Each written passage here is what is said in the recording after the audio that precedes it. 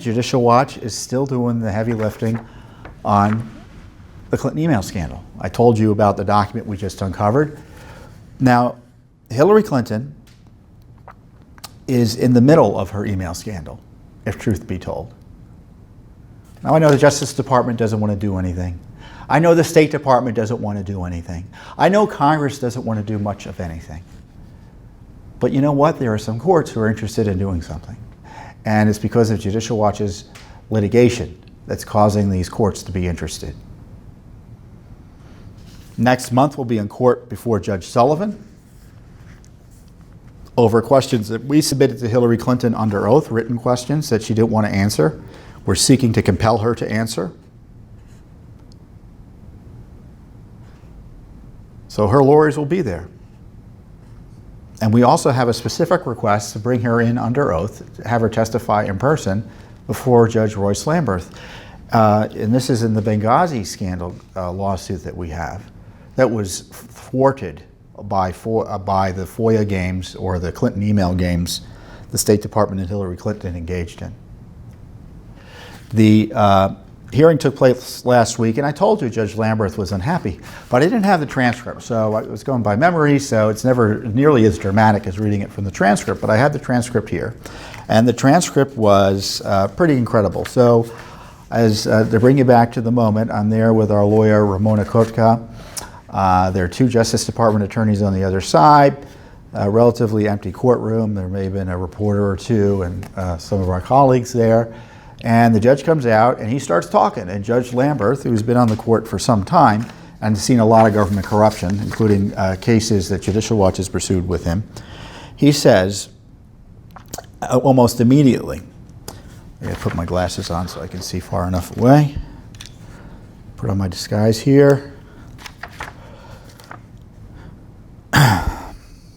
The case started with a motion for summary judgment here, which I've denied, and allowed limited discovery. Now, summary judgment is generally the government will file a motion for summary judgment saying, look, we gave Judicial Watch everything, nothing else to look at, nothing else to give them, everything withheld is proper.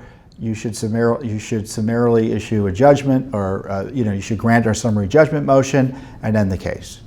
So Judge Lamberth says, no, I didn't buy into that. He says, which I denied and allowed limited discovery because it was clear to me at the time that I ruled initially, and this was 2 years ago, that false statements were made to me by career State Department officials, and it became more clear through discovery that the information that I was provided was clearly false regarding the adequacy of the search in this, what we now turned out to be the Secretary's email system, Hillary Clinton's. I don't know the details of what kind of IG inquiry there was into why these career officials at the State Department would have filed false affidavits with me. I don't know the details of why the Justice Department lawyers did not know false affidavits were being filed with me, and I was very relieved that I did not accept them, and I allowed limited discovery into what had happened. So he was happy he was not gamed and didn't end the case. And then later he writes, I was waiting most for the IG report from the Justice Department Inspector General. That's the IG report I referenced earlier. I did print out and read that 500-page report when I got it, and I was actually dumbfounded when I found out in reading that report that Cheryl Mills, Hillary Clinton's top aide at the State Department, had been given immunity because I had in an earlier case called Alexander versus FBI that Judicial Watch had pursued. I had myself found that Cheryl Mills had committed perjury and lied under oath in a published opinion I had issued in a Judicial Watch case where I found her unworthy of belief, and I was quite shocked to find she had been given immunity by the Justice Department in the Hillary Clinton email case. So I did not know that until I read the IG report and learned that, and she had accompanied the Secretary to her interview. So he was dumbfounded.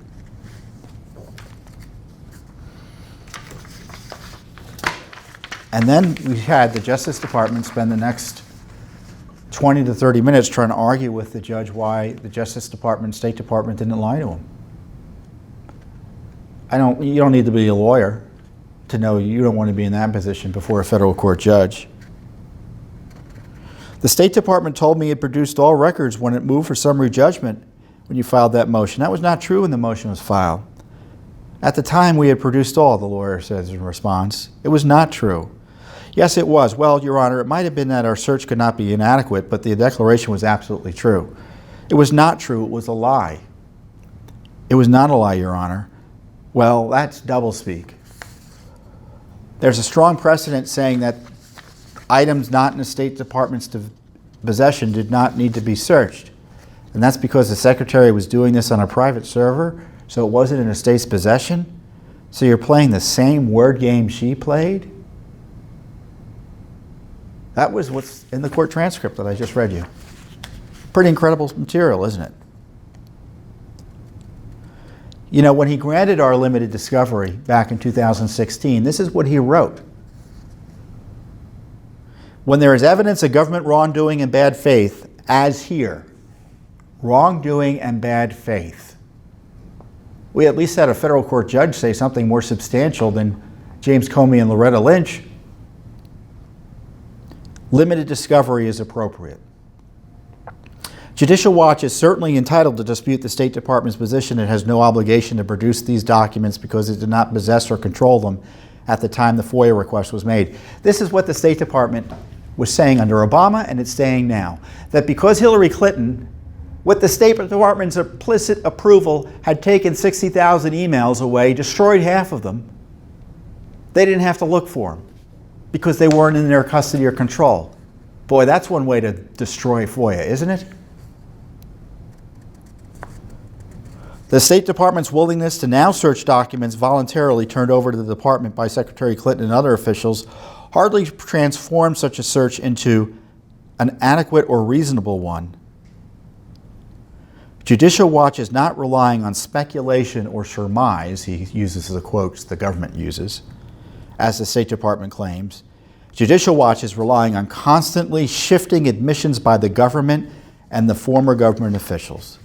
Constantly shifting admissions by the State Department and Hillary Clinton. That's how that translates to. So you can read the entire transcript on our Judicial Watch internet site at judicialwatch.org. But I encourage you to do so. Now, Judge Lamberth did not rule on our discovery motion at the hearing. He's going to go back and see if the government has any case to be made, presumably, to stop discovery from going forward. But you've got to understand, the State Department, under Secretary Pompeo, and I don't blame Pompeo directly for this, he may not know about it, but he ought to know about it, is protecting Hillary Clinton. They don't want additional questions asked of Hillary Clinton, and they don't want additional questions asked of Cheryl Mills, who Judge Lamberth excoriated here, and they don't want additional questions asked of the State Department. So they're protecting Hillary Clinton, and the institution of the State Department is protecting itself, the deep staters, from having to answer for their enabling and complicity and conspiracy with Hillary Clinton to avoid FOIA and destroy government records. She had no right to take those emails. She had no right to destroy them. They contain classified information, numerous potential criminal acts by Hillary Clinton. And the Justice Department is happily representing the State Department's legal position here. So Judge Sessions needs to be held accountable here too, and the leadership of the Justice Department.